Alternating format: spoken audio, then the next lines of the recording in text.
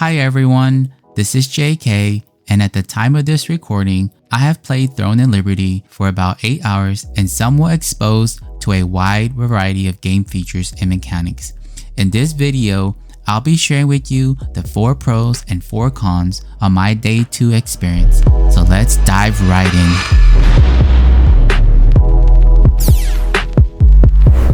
Let's get started with the cons. Con number 1. I have no friends. Massively multiplayer online game, hence the name MMORPG. So I've reached level 20 and now able to run my first dungeon. Sounds awesome, right? Well, not really. The required number of players to run this dungeon is 6. You can go in as a pre-made group or use the party matchmaking system to help assist in finding you a group. I'm a great sword and DPS build, and as we all know, the majority of players tend to play this class. Therefore, queue times are much longer versus being a tank or healer. As you can see on screen, the only role left to be filled here is the healer. Sometimes people get tired of waiting the long queues and they switch to healer so the party can get underway.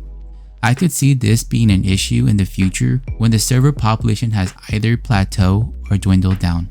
Keep in mind that this is still the first week after launch and there's still a large influx of players who are still testing and trying out the game.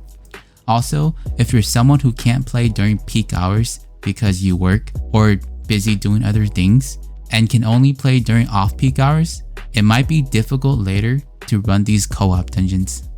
Con number 2. Party matchmaking. This one will piggyback off of the first.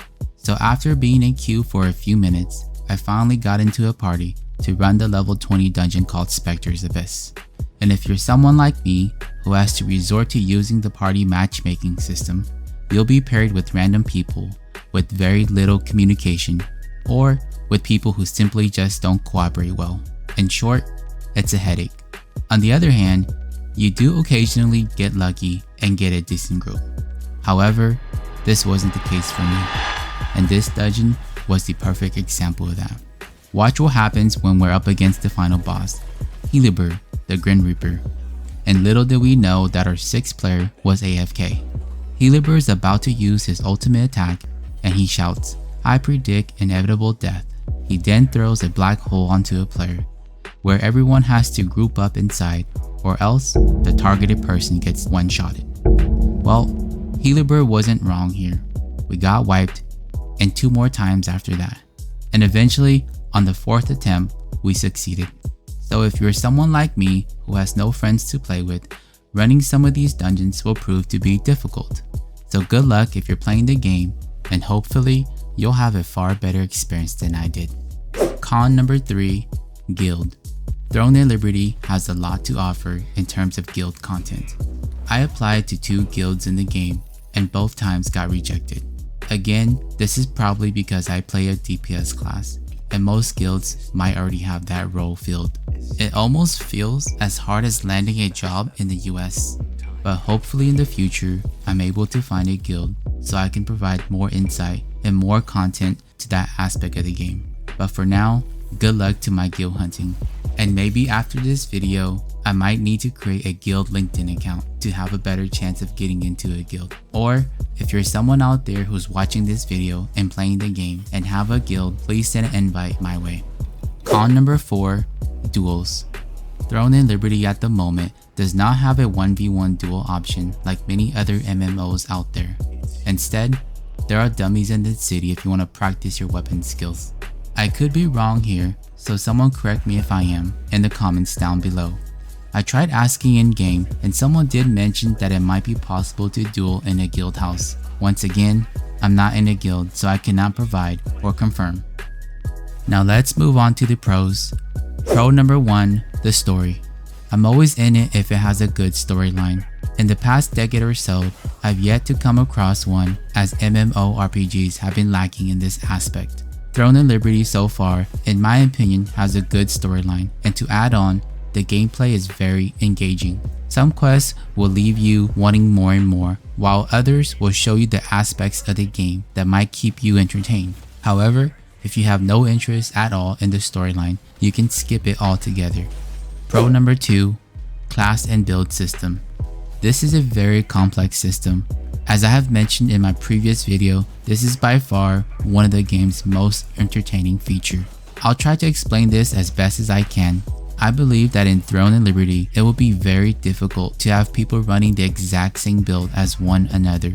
The ways to build your character is endless. There are many different combinations of stats, skills, and weapon mastery to build your character. There's no right or wrong way. It all depends on how you want to play your character. I spent nearly an hour testing the combination of skills that I had on dummies. For example, I'm a great sword and dagger user. Someone else could be the same build. However, I could be running a more tankier version, high damage charging to the frontline type build, while the other person could be running a high damage stealth assassin build. Essentially, we're both considered the same class, but we have very different playstyle. Pro number 3, skill. In Throne of Liberty, skill matters. The ability to react and have quick reflexes plays a huge role. Although it is a tap targeting system game, it almost feels as if it was an action combat system because of the fast-paced fighting style that it offers. Some skills even require you to aim. For example, one of my great sword is called Precision Dash. I can have the enemy target locked on, but in order to land my skill, I still have to aim towards that direction. Pro number 4. It seems to be that there's always something to do. At my current level, I wasn't always tied to just doing my storyline or side quests. I could run contract quests, daily quests, weekly quests, zone quests, or there could be a big PvE event that's happening in my zone that rewards you based on your performance. These are scheduled events that happen at certain times throughout the day. I could also run solo tower dungeon or co-op dungeon. And aside from all this, if you have a guild or a group, you can kill war bosses. Or if you're someone who just wants to enjoy playing the game alone, you can solo grind. And if you're not in the mood to do any of the above, well, grab your snacks and beer and go fishing like what I did. At the end of day 2, here are my final thoughts. If you haven't tried Throne and Liberty and the cons I mentioned aren't a deal breaker for you, I think you should give it a chance. The only thing you've got to lose is a few hours to get a feel for the game, whether you want to keep playing or not. And if you do end up enjoying, then those hours were already worth it. Lastly, if you are someone like me who plays this game while all your other friends are playing other games, come join me on my server. Add me as a friend and let's play. I hope you enjoyed this video and give it a like. And remember to hit the notification bell to know when my next video is released. And please consider subscribing. Thank you and peace. Now we're all busy doing our own things, but I'll always consider him a precious friend.